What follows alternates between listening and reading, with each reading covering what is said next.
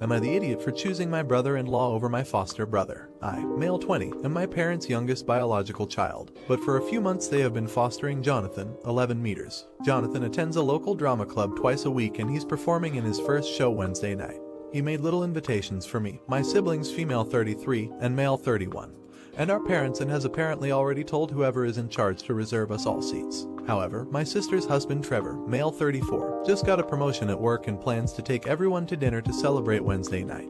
I've known Trevor and his family for 9 years and really like the restaurant they're going to, so I'd prefer to attend that instead. Naturally, my sister is also planning to attend her husband's dinner over a children's play. My parents are disappointed that we're not supporting their foster son as he was so excited for us all to see him perform. My father told Jonathan that my sister and I canceled, although we never agreed to go in the first place, and he's been miserable all day. He's been using my mother's phone to call my sister and her husband to beg them to come and to cancel dinner, and my mother has been guilting me about it. She says we can all just go for dinner another time, but he'll never have another first opening night, which I suppose is true. Am I the idiot? ETA. To clarify, it is not just the three of us going to dinner, Trevor's entire family is coming. Trevor chose Wednesday because it was the night that worked best for everyone. My sister and I are the only ones who had inconveniences. Edit 2. Clearly I've come off as apathetic in my comments and I didn't mean to. Maybe it's because it was the middle of the night. I know by not attending the play I'll be letting my foster brother and mother down. I fully intended on going before the dinner came up and now regret agreeing to go to the dinner because it is at the same time and has complicated everything. I thought I could do both, but turns out the play is later than I thought. I'll be an ass to someone either way, either to my sister for abandoning her with her in-laws all night or to my mother for letting her down, and I'm stressing out. Comments before the update. You're the idiot. Dinner could happen any night. It clearly means a lot to this kid. He even made invitations for y'all. Go to his play and bring him a gift. Not the idiot. Opus's parents took on the responsibility of a foster child, which is wonderful, but should the adult siblings really have to change their lives to accommodate this change? I don't think so. Of course it's great if they really want to be a part of the kid's life, but I don't think it's really their responsibility. I'm in my 30s, and if my parents took on a foster child and expected me to be involved in caring for them, I'd be pissed. I've got my own life and responsibilities. Update. After reading the comments and messages here, even the ruder ones, I just couldn't get it out of my head that I was doing the wrong thing. I knew that either way I'd be letting someone down, but, as many comments pointed out, I was trying to justify having a fancy meal I'd probably have been out of place at, knowing it would have hurt my foster brother and my parents. So, eventually I decided to bite the bullet and go to the play. I won't lie, Reddit. My lord, was it boring and cold since we were near a permanently open window. I wasn't allowed on my phone for 2 hours, and there were times I wished I'd just had my steak. Most of the kids didn't seem to know what was going on half the time, but Jonathan was one of the highlights. He didn't manage to remember all his lines, but he was better than most, and he wasn't the boy who fell off the stage. The community center only served cold hot dogs, and while I would have preferred a steak, service was much quicker than at any restaurant. We went to my grandmother's afterwards, and my brother and I failed to cook, so we had to get takeout, much to my grandmother's dismay. Overall, it wasn't the worst experience, and my brother and I's attendance obviously mattered to my mother and Jonathan. My sister, however, is less than pleased with me for throwing her under the bus and making her the only person that didn't attend. She and my mother argued again about it last night, and she is blaming me for that. My original post got a mixed response and far more messages than I'd expected. To address some comments, I was unable to reschedule or rearrange the meal. I never had a say in the date, time. I also don't have a vendetta against Jonathan because he's fostered. It is weird forming a relationship with someone you know will only be in your life temporarily, and I'll admit I'm not always the best at it, but I don't blame him for that. He's energetic and artistic, and I do quite like him even if I found his play boring. I don't think my sister and brother-in-law have a vendetta either, nor do I think they chose that date to spite anyone. I do partially agree with some of the comments blaming my parents for how they handled this situation. I do wish they had waited for confirmation before telling Jonathan I'd be there, but I don't think they were trying to manipulate anyone. They just wanted Jonathan to feel supported, although I still don't agree with my mother allowing him to harass my sister and brother-in-law on the phone. To the person who suggested flowers, my mother actually did buy him some, although they weren't Lego and Jonathan wasn't very interested in them. Thank you to everyone who was patient with me and offered advice. I'm sure Jonathan would appreciate everyone who wished him good luck and wanted to see the play. Not the idiot. Jonathan is going to remember that you and your parents came through for him way longer than you would remember the best steak dinner you will ever have. It won't solve everything going on in his life that caused him to be in foster care, but going forward he'll know that he was important enough for you to choose him over something else. That's huge. You made the right choice. Opus, good for you. Not the idiot. Sometimes doing the right thing by people isn't flashy or glamorous or, honestly, even fair. But you did the right thing. You did a very good thing, in fact. Well done, Opus. You've shown great strength of character in being willing to listen and change your behavior, and you should be very proud of that. Not many people are able to do that. Did he make the right choice by going to the show? Let me know in the comments. Am I the idiot for allowing my wife to wear expensive jewelry to dinner? For starters, I absolutely adore my wife. She's my rock and has been an infallible beacon of light for me this year. I lost my job at the beginning of the year, and when things got tough she buckled up, got a part-time job to help us stay afloat, and didn't have a single negative thing to say about it all. I finally got back on my feet again and wanted to do something nice for my wife once things settled down. She's a classic girly girl and loves to dress up, go out, etc. We really cut back this year, so when our finances felt stable, I wanted to splurge on something special for her. I bought her a diamond necklace, nothing too extravagant. We just got out of financial straits. I'm not turning around and blowing money I don't have.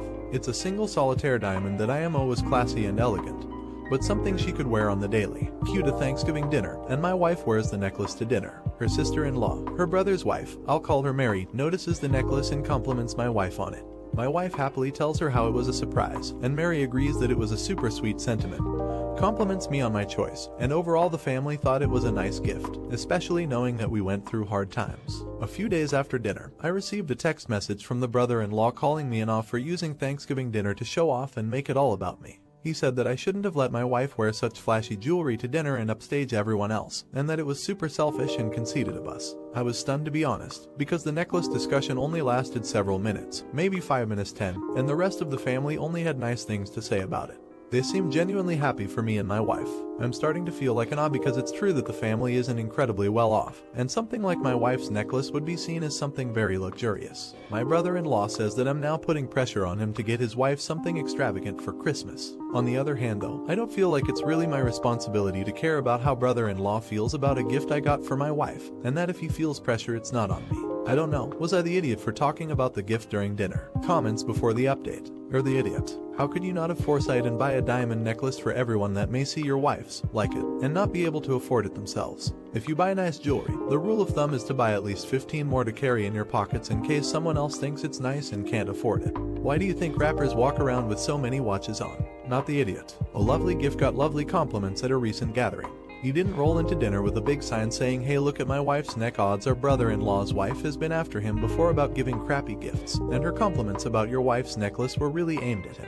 Now he's mad because he'll actually have to get her something decent this Christmas. Update. Thank you to everyone for giving me the confidence to move forward with the situation. There were a few questions in my last post regarding how my wife, brother-in-law, and sister-in-law were involved in the situation that I wanted to shed some light on. Unfortunately, the outcome isn't the best. The first thing I want to clear up is that brother-in-law is, in fact, my wife's brother. Secondly, the allow comment regarding my wife's choice in dress was from my brother-in-law. I have no interest or power in dictating what my wife chooses to wear regardless of the occasion. Thirdly, while I won't reveal the cost of the necklace, I can assure everyone that it was in a reasonable price range that definitely wouldn't turn any heads if worn out running errands, but was still special enough to my wife and myself. I initially wanted to keep the text messages from my wife in fear that it would sour the sentiment behind the necklace, but we're not the type to keep secrets from each other. When she read the texts, she was 553. I've never seen her so upset, especially at family. She immediately called her brother and just reamed him out for his insensitivity. We were on the phone together, but I didn't really pipe up once they started arguing since I felt like they should work it out as siblings. They got in a long argument and her brother said he was worried that she was going down a slippery slope of becoming a superficial bitch,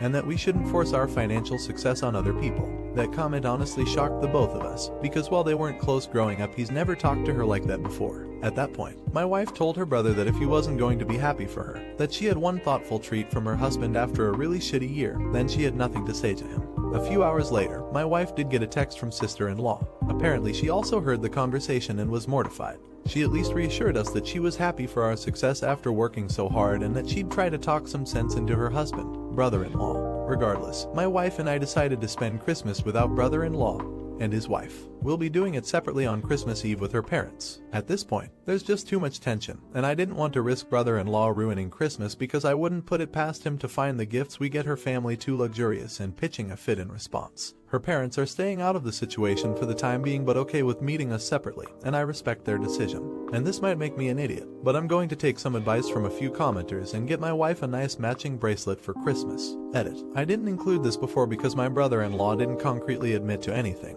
but my wife speculates that her brother's behavior is due to a competitive nature. She said that he's always loved winning, even as a child. During my rough patch he started coming around to help out, but now I'm starting to feel like it just gave him some sort of twisted satisfaction to see me failing. Not the idiot. Must be a shock to your wife and yourself to find out how insecure and bitter your brother-in-law is that he tells you off for being able to gift your wife with such a thoughtful token. And playing off his nasty text messages is concern about materialism and showing off. The brother-in-law has issues, and you don't need that negative idiot putting a damper on your Christmas celebrations. Might bring bad juju for the new year, too. Enjoy the holidays, and we're sure that your wife will appreciate the bracelet. Not the idiot. I mean, this is obviously your brother-in-law's intense insecurity getting to him. He feels like he's not successful or loving enough in comparison. That still isn't a you problem, but I'd be aware of this cropping up in the future. How should Opus handle his brother-in-law? Let me know in the comments. Am I the idiot for not wanting to go to a theme park with my brother since he's in a wheelchair? My female 19, little brother, male 10, broke his ankle literally this week on Monday,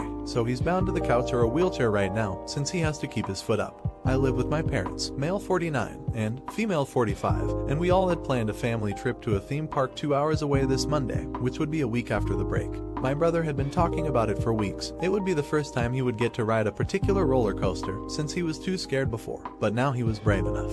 He was so excited. But then, he broke his ankle. My parents, however, are determined to still go on this trip on Monday because our tickets could not be postponed. Also, they say they really want to go. My brother would have to find a way to sit in a car for 2 hours on the way there and back, while keeping his leg high, being safe and being comfortable. Hard, but maybe not impossible. The problem, however, arises at the theme park itself. It's lovely, however. My brother can go on exactly 5 rides, which includes an animatronic show and a 4D movie. The other rides are not wheelchair accessible, and he can't walk right now. Of these 5 rides, he'll enjoy about 3. I think it's extremely sad to put this boy near all the coasters he's been excited about for months now, and confront him with all he cannot do. I told my parents this, and they went batshit on me. I was egotistical and mean, and I just didn't want to go because I didn't love them or him, etc., which is not true. I just don't want to go with him right now. We should go later. My parents had already stated that we would go again when he was better, just also now. I still don't like that idea. I even came with a list of fun activities that were wheelchair accessible, but they said that no, they really wanted to go to the theme park. When I brought the bad news about the coasters to my little brother, while trying to be as sensitive as I could, he started crying, and said that it wasn't me. He was just sad that he would miss out yet again, which shocked me because it was so mature, but also cute and sad. My mom got mad saying I was going to ruin the day for them before it even started, and got mad at my brother for crying because there were other fun things. He got tantrum why and said but not the coasters, but after some of my mom's convincing he said, still crying, okay mom, I'll still go for you, stop being mad because I've said I quote I'll go, rough translation. Which broke my heart. I just don't think it's a good idea, and we are better off postponing the trip rather than confronting this 10-year-old with all the things he wants to but cannot do. Also, my brother has been very sick because of the pain and the loss of sleep, so he has been vomiting and crying a lot, and being 2 hours away from home is quite a lot if you're all of a sudden nauseating. My boyfriend's family side with me, but I feel like I'm going crazy. So am I the idiot? Comments before the update. Not the idiot. I came here thinking you'd be the idiot for being ashamed of having to be seen with your brother using a wheelchair. Instead, you're being a super duper sister who is totally not the idiot sticking up for your brother because the trip isn't going to work for him because he won't be able to do much. While it's good for him to get out and about even with a broken ankle, a theme park is a daft choice. Not the idiot. First, you should absolutely double check about postponing the tickets. If they have so few activities that are wheelchair accessible, then it's only fair that they allow you to use the ticket when you can make full use of the facilities. But you brought up valid, thoughtful points to your parents. If the point of the trip is for the family to enjoy it, then postponing it for another time is the smart decision. Even if your brother was able to do everything he wanted to, it seems unlikely that he will enjoy the trip overall given his current pain and exhaustion. Update. I called the theme park and explained the situation. They said they would postpone the tickets for us and wished my brother a quick recovery. So fast forward to now. His ankle is out of the cast and he gets to do a lot of things again. Not running, but 2 more weeks and he can do that too. We went to the theme park yesterday and he went on all the coasters, even the ones he's been fearing for years. He'd talk about it the entire day yesterday, and he said he was glad he could ride the coasters for the first time with his big sis. Even today he was still going on about it. I'm glad to see that he had a good time. So that's fun. Everyone had a blast. It's not the longest update, but at least it ended well. Although I never did get an apology for what my parents called me, even after I saved their tickets and their day with a cranky, disappointed child in a wheelchair. But oh well, that's my parents for ya. Thanks for the help on the previous post, guys. Not the idiot. Sounds like he's lucky to have a big sister who cares so much. Nice work with the misdirection in the title. That's half the fun of this page. Am I the idiot for not giving my mother her dying wish when I easily could? Why? Female 16, mother has cancer. She's getting treatment, but I don't think it's working well. It's hard and we've all been a mess. But yeah, my mom has a son from her previous marriage, Brady, male 27. My mom didn't treat him well and he cut contact with her when he turned 18. I'm pretty sure he calls his stepmother Mom. I don't blame him and can respect, except the fact that while Mom was a great mother to me, she was a terrible one to him. We talk occasionally, but it's usually just him sending me pics of his wife and kids and me sending him pics of my cat, and I lol. He has zero contact with my parents. I don't know if it's the cancer or the inevitable, but my mom has been asking about Brady a lot. I tell her things like, oh, he's fine, etc. You know, a general idea, but I don't go into detail to respect his privacy. But then my mom started asking me to make him visit at least once. So I texted Brady and asked if he wanted to visit, and he said no. It would be too hard, and then he just changed the topic. I didn't ask him to explain. I told my mother and she started crying. She begged me to give her his number and that she just wanted to see her first baby one last time. She wanted a chance to apologize and tell him that she loved him. I was really tempted, but I just couldn't. I love my brother and he's always been kind to me. The least I can do is respect his wishes. It hurt to see my mother cry while she's already in such a weak state, but I refused to give her his number. She just cried harder and asked me why I was torturing her as well, basically implying that I'm in the wrong for preventing her from seeing her son. My dad is upset with me as well and said that he can't believe I'm choosing a spoiled bastard over my sick mother. I don't think I'm an idiot, but I do feel horrible. My mom is incredibly unwell and it's true that she can't really do anything. It's the only thing she's asking for these days. But I just can't. Does that make me an idiot? Comments before the update. Not the idiot. Especially after what your father said. Your brother is a person just like your mom, and just because your mom is upset now doesn't excuse her behavior toward your brother. You might end up having to go stay with your brother if your dad decides to continue being angry with you after your mom passes. You're the idiot. Your mother is dying and you are the reason she is suffering. I can't comprehend not giving the number to her. Your brother will be pissed but ultimately forgive, whereas your mom is gonna die. What a daughter you are. Update. Hi guys. So it's been really hard these past few days. My mom was just getting worse and my dad wasn't coming home until like 3 a.m. I couldn't even spend time with my mother because every time I saw her, all she did was ask me for my brother. Whenever I said no, she'd start crying and my dad would get mad at me. I tried so hard to not let this affect me. I read everyone's comments when it got too hard. I was scared of asking my brother for help as well and stopped messaging him just in case. I didn't go to school for an entire week. My parents didn't care and I slept more than I ever had. I ignored everyone but my cat, and I won't lie, sometimes I want to do it again. This went on for a few days, but then my brother showed up. I haven't seen him in person in weeks and the house is filled with bad memories for him, so it was a surprise. No one was home except me, so I let him in and the first thing he did was hug me. I won't lie, I cried like a freaking baby and told him everything. I didn't want to burden him with my problems and I felt horrible for dumping everything onto him, but he told me that it's okay and that's what big brothers are for. He also told me that he had spoken to my mom and dad before coming to see me. He decided to give them a call after I stopped replying to his texts, phone calls. I don't know what they talked about and I'm fine not knowing. But apparently they agreed that it would be best if I stayed with my brother for a while, until my mother gets better, or you know, whatever comes first. Overall, I'm glad that I posted here. What I'd do if my brother decided he wanted to cut me out of his life. I was very close to giving my parents his number. I don't think I would have, but again, the thought was definitely there and posting on here got rid of that thought. My brother told me that he's thankful, but I should have let him know that they were forcing me. He said that I come before how he feels, which just made me cry some more. No idiots here. If it were me, I would be so proud of my sister for staying so strong and keeping my privacy. He seems like a great man, and you were so strong how you handled this, even if it doesn't feel like you were. Also great to hear that you'll be staying with him for a while. This situation doesn't seem healthy for you at all with your parents. I hope you can both work on healing together, not the idiot. You and your brother are lucky to have each other. Even though you haven't been super present in each other's lives, it's clear how much you care for each other. I hope your mom's condition improves as well. My mom had cancer when I was 16 and it was so hard on everyone. I wish you the best. Should she have given her mom the number? Let me know in the comments. Am I the idiot for yelling at my aunt that I want to go back to my real home? So I, female 16, and my little brother Ben, 12, live with our aunt Katie, 35. She is super rich. Like, we live on a farm in BC and her house is huge. She's an engineer. She goes to fancy dinners, has met MPs and meets business people a lot. Like, she got my brother a PS5 the day it came out. Our mom was not rich. We lived in a one-story house, but I loved it. After our mom died, we were supposed to live with our dad's parents in Ontario, but Aunt took us both in instead. I didn't really know Aunt Katie before that. Like, I remember when I was little she lived with mom and my grandparents, but then she was gone one day. Mom always said they had a bad fight, but she never talked about it, and Aunt Katie's told me enough for me to get the feeling that they didn't really like each other because of it. I know Aunt Katie loves me, like she'll teach me how to cook, go to my games and help with pre-calc when she's around, but it's not like it is with Ben. Like, she treats him like he is her son, and I've always just felt like I'm staying over. I don't know, I've really been missing home, and yesterday after dinner I asked her if I could go and see it and she said no. When I asked why, she asked why I would ever want to go back there when she's given me so much better. It kind of started a fight between us, and she said she always hated that place and it had hurt her to go there. Then she said one day I'd appreciate her taking me into the house when it's mine, and I just yelled back that I want to go back to my real home. She just got really quiet and sent me to my room. I heard her crying in her room last night when I went to the washroom, and I feel bad, but I don't know if I'm wrong cause I just want to see it again. When I told Ben about it this morning, he told me I was an idiot since I made her cry, and she does so much for us. Writing this in my free period, so not sure I'll be able to respond much. Edit. Quickly putting this in before lunch period ends. My mom died when I was 12 and my brother was 8, and we've lived with Aunt Katie since then.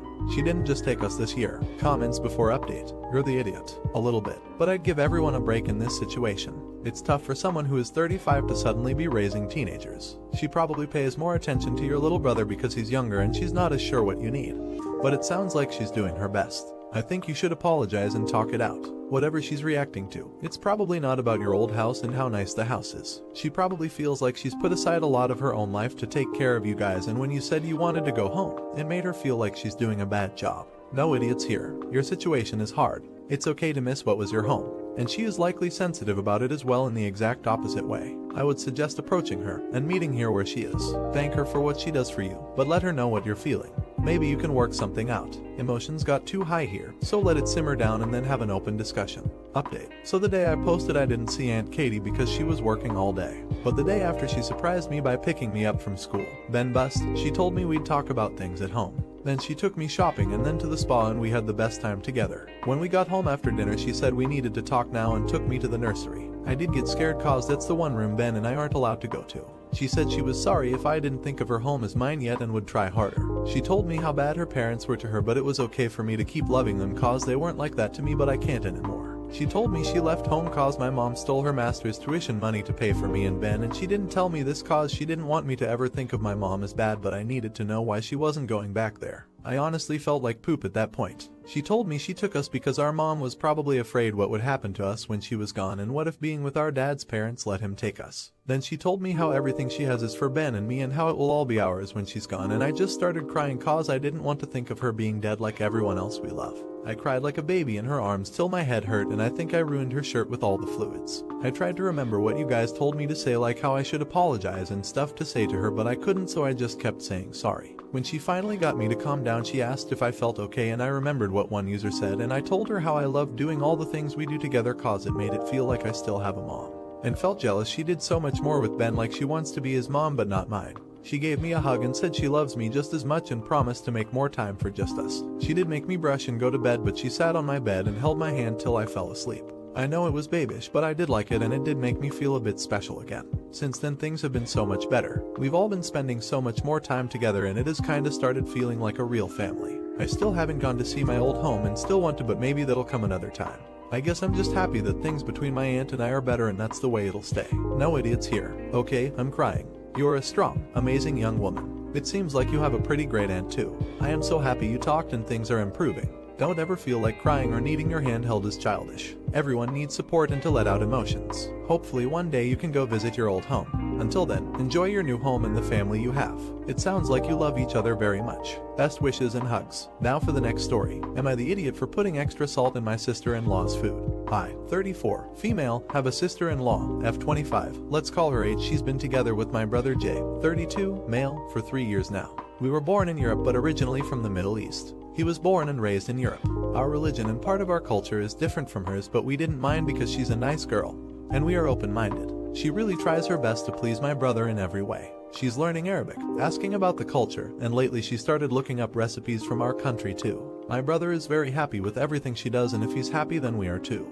Last week they came to visit our whole family for lunch. Our family is pretty big with many cousins, kids, brothers, sisters, parents, and grandparents. Most of them were there. He made a meal which is really popular in the country we're originally from. Everyone was amazed by it. She left it in the kitchen with all of the other dishes for later. Well, to be fair, I've been cooking since I was 14 years old, and I'm a pretty good cook too. I was interested in how her food tasted, so I tried it. It wasn't bad, but I thought maybe I could fix it up with a little salt and spices. When we served the food for lunch, everyone complimented H about the dish and how well she's done it. Here is where I might be the idiot. I told everyone that I fixed the food up with some salt and spices. Jay got very angry and started to argue with me in front of everyone. He told me there was nothing wrong with H's meal and I shouldn't be disrespectful. But I believe in constructive criticism, and I was trying to help her learn.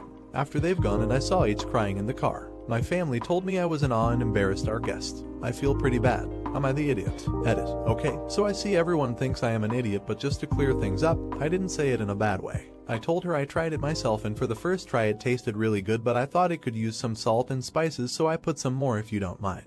Next time it'll be even better. And I didn't want to steal the spotlight, I just wanted to be honest. Edit 2. I apologized the next day and I told her it's a misunderstanding, but my brother can't let this go. Comments before the update. You're the idiot. Let's try this. You make a meal. While you are in talking with guests, your sister-in-law goes into the kitchen, taste tests everything and decides you haven't done it to her liking and proceeds to doctor up the dishes you made. Get it now? How would you feel? It's called empathy and you have none. You're the idiot. You could have easily salted and seasoned your own portion and let everyone else decide how they wanted theirs to taste. You injected your own opinion into everyone else's food without their knowledge or permission.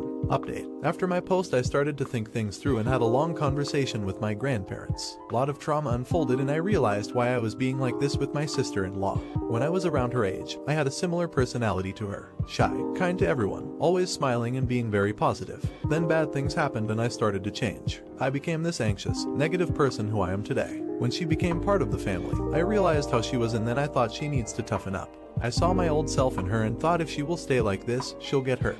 It was something in my subconscious. I didn't even think how toxic I am actually being to her. I hurt her, hurt my brother and embarrassed my family. I wanted to fix things, apologize and make sure nothing like this happens again. So I invited her over for lunch. Thankfully she said yes. I looked up some recipes from her country and got to cooking. When she arrived the food was ready. She tasted it and jokingly said it could use some salt and spices. Oh my lord, I deserved it, haha.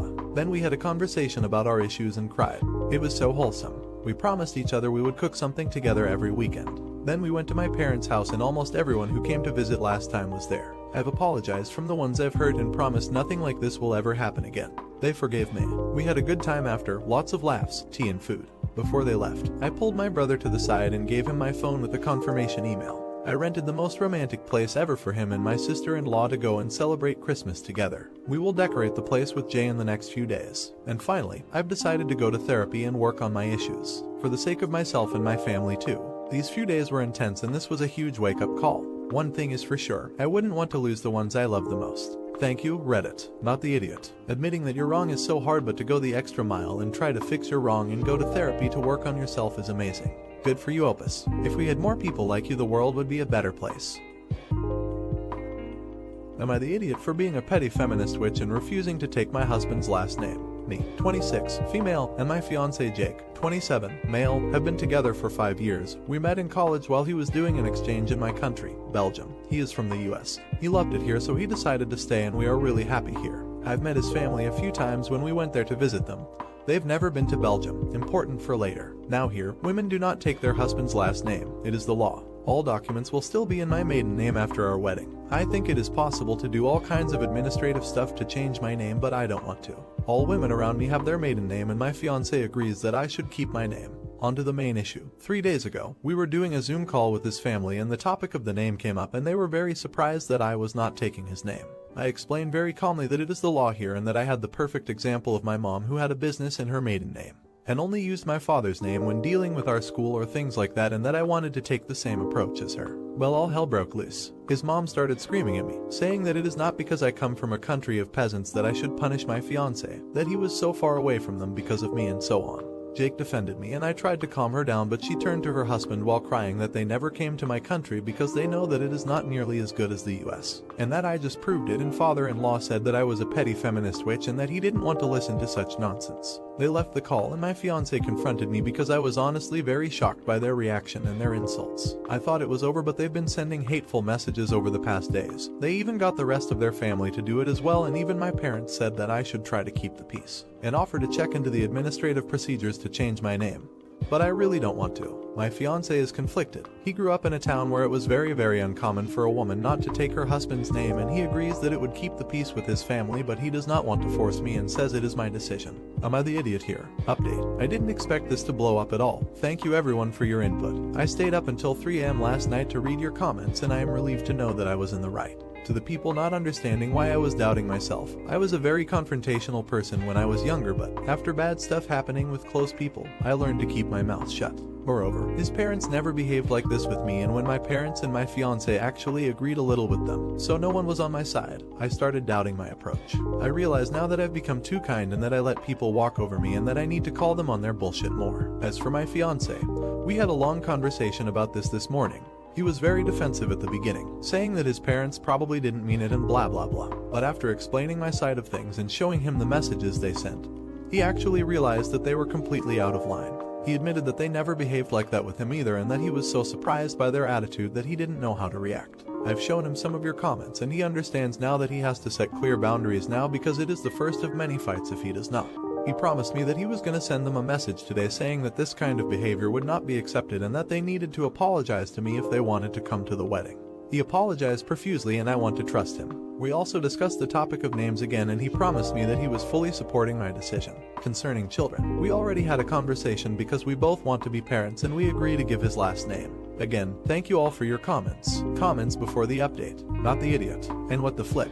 If it's not the law and custom of the place where you intend to reside, it's none of your in-laws' damn business. It also wouldn't be any of their damn business if you intended to come to the States eventually. But the fact that it's an administrative headache for no benefit should settle it with everyone. Not the idiot. I recommend blocking all of them or letting him and him only deal with his family. He was fine with you keeping your maiden name until his parents had their fit. You know what this is really about? He has decided to live in Belgium and his parents, mostly mom it seems, is super pissed. She's no longer the most important woman in his life. Can you imagine if you moved here and she was only a town or two over? Nightmare. By the way, I was married for like 3 years before I finally changed my name and no one cared. Update. Firstly, I want to thank all of you for your advice and opinion. I spent hours reading your comments and it really helped me gain some perspective. Around a week after my first post, I asked to have a very big conversation with Jake, as you suggested, to discuss our future. Well, at some point he broke down and told me he had lied about being surprised at their attitude.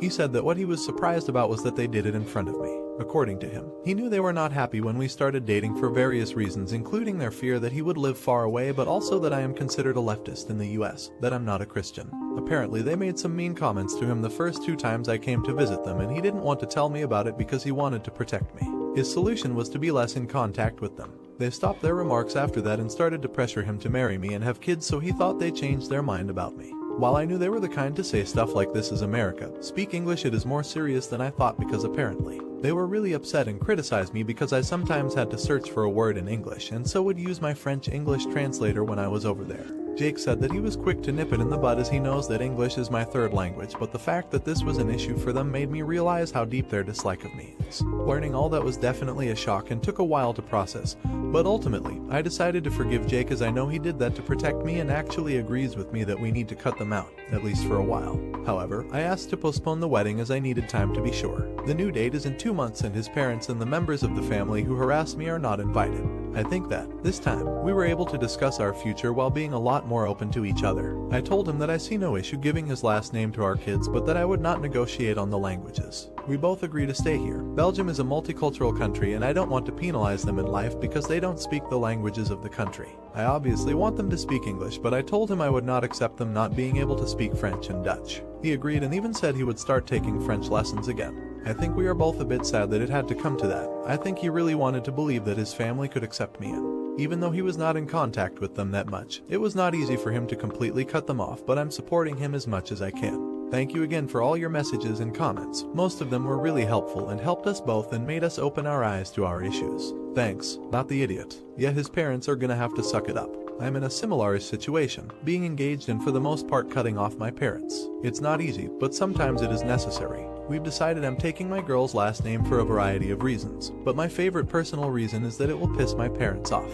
They're also uber Christian and will most likely be extremely upset when they find out. Not the idiot. Your in-laws are xenophobic and probably racist, right-wing, Christian nuts. You got lucky that your partner seems to not share their character flaws. Good luck to you both. Should she have changed her last name? Let me know in the comments. Am I the idiot for sending my coworker into anaphylactic shock? I'm at a loss here, guys. Realistically, I know I'm in the clear. Legally, I'm in the clear. But I'm being vilified by my coworkers, and I'm genuinely considering quitting my job because of this mess. So I work a pretty standard day job, and at night I help my friend at her restaurant, which serves an assortment of Thai cuisine. TBH, I'm insanely picky. but I fell in love with this peanut sauce the main chef makes, and he showed me how to make it. So about once a week I take it on either noodles or stir fry to my day job for lunch. People know this and a handful have tried it. It smells nutty, it tastes nutty. It's white girl pad thai, basically. Lately my lunches have been disappearing, or I'll open my lunchbox to find half of my food missing. I've tried addressing it, but nothing has been changing. And I was pretty sure it was one of the new hires that was doing it, but had no proof. Until now. Thursday I took my noodles, and my entire Tupperware was missing, which hasn't happened before. I'm pissed, but what can I do? A coworker shared her pizza with me and that was that, until today. My boss confronted me and accused me of poisoning my noodles because his daughter, one of the new girls, borrowed my lunch and had to be hospitalized. Turns out she's severely allergic to nuts, ate some and boom. Anaphylaxis. She used an EpiPen, had to be hospitalized, and now her dad is trying to hold me accountable for her bills and condition. But I don't see it. Why should I pay? I don't mark my food as an allergen because I'm not allergic to it. She was just dumb enough to steal from me and eat something she can't have. But he's being hateful, and some of my older coworkers are icing me out because I warned him I'd report any harassment to HR if he tried anything funny. Brown nosers, I guess. My friend is aware and offered me a full-time job. But I just can't help but feel it's unfair. At the same time, I could have killed his daughter though. So, am I the idiot? Edit. Holy cow, this blew up. I did email the HR rep and let her know of the situation. She's been on vacation and gets back tomorrow, so I don't know if she's aware of what's been going on since last week. I should note that I work weekends most weeks, not quite a 8-5 Monday to Friday job. But yeah, my coworkers mostly chilled out by the end of my shift. Thankfully, after I explained to the nosiest, friendlier person that I always bring a peanut sauce dish. I guess the general assumption was that I somehow found out who has been stealing lunches and decided to poison them. To answer a common question, this was the first time my pad thai was stolen, and no, I'm not the only victim of the lunch thief. I usually take a late lunch, and I'm not the only one, so I'm guessing the lady who was stealing food decided what was left was free for all. Flip her. My boss said it was an HR issue when I tried talking to him about lunch disappearing, and HR always said they'd look into it, or further into it, and nothing ever happened. We're 100% not allowed to eat at our desks, unless you have a medical reason for it, so that wasn't an option either. I'm assuming she's fine, but I don't know the severity of her allergy or how much she ate before she had her reaction. I'm not privy to her medical information, sorry guys. Suing sounds like a great revenge, but probably not worth the cost of a lawyer. My friend let me take tonight off to just witch about everything. And I'm probably going to take her job offer. One commenter was right. Even if everything settles down, I don't want to deal with a potentially hostile or reactive workplace like this anymore. It's not a career with much room for upward mobility, and I didn't feel welcome in our group meeting today. Comments before the update. Not the idiot. Go to HR right now. In HR terms, what happened is someone stole your lunch and the container it was in. The person who did this is another employee's close relation, and because that employee is your manager, you are facing bullying and reprisal from your manager, and further bullying and hostile work environment from coworkers. You do not need to put up with this, you are not in the wrong. The daughter, the boss, and the coworkers are all in the wrong, and you need to document and report. Unfortunately, it's unlikely you can just go back to normal, but what your boss and coworkers are doing is not just shitty but potentially illegal and certainly a liability HR should deal with. Typically, this type of mess is why companies are wary of hiring relatives of employees except as interns, short-term hires. Not the idiot. She stole from you, and that's what happened. It's not your fault that the boss daughter didn't check for peanuts. 100% her own fault. Report the boss to HR regardless, and warn him that you'll report him again if he takes revenge on you. Don't pay a cent towards her medical bills. Bill her for the food she stole. Update, let's get right to it. Coworker is perfectly fine. She didn't go into shock. She approached me when she got back to work and apologized for stealing my food, and explained she's supposed to be on a diet for medical reasons, but at work she isn't being monitored by her parents, so she's been stealing from some of us. The day of the initial problem, she broke out into hives pretty quickly when she opened my container and had to go home. Not the and she didn't use an EpiPen like her dad had claimed. She went home, took medicine and didn't return for a few days because she was in hot water at home for 1, breaking her diet, and 2, eating unmarked food. My ex-boss was angry and scared because she had put herself in harm's way because she doesn't like her food being restricted. I didn't ask, but she's a pretty big girl, and some of the things she said makes me wonder if she has an ed. Regardless, her dad lashed out and wanted to scare me for bringing a dish with nuts in it that resulted in his daughter getting sick. My old workplace didn't have any rules about food restrictions, like no nuts or shellfish, outside of company potlucks, which I've never been to, and I've never had an issue like this before. Her dad did eventually apologize to me, but I was pretty fed up at that point and I'd already spoken with HR about him. He was suspended, but I ended up quitting, decent severance package so I wouldn't take the legal route, and then I went to work for my friend a bit. Those of you who do that all day, every day, you have my respect. The kitchen was too fast-paced for me, and I'm not much of a waitress either, but fortunately I only had to do that for a week before I found a different job. same hourly wage as my old company, but longer hours, which will be nice, except I won't be able to work for my friend anymore unless I have a 3-day weekend. I really hope the daughter gets the help she needs, and her dad stops being an ass, but I'm done with that place and the people at it. Never did get my Tupperware back, by the way, not the idiot. Hopefully this is the end of lunch thefts for you, but for anyone facing lunch theft, there's a slightly infamous letter from Ask a Manager where the Opus's boss shamelessly stole her lunch all the time. The solution was to buy a small lockable box like a petty cash box and put the lunch Tupperware in there. So then he started stealing from other members of the team, and pretty soon the whole team had their lunches in lockboxes, which was then pretty funny when that boss eventually left the company and the new boss looked in the fridge for the first time.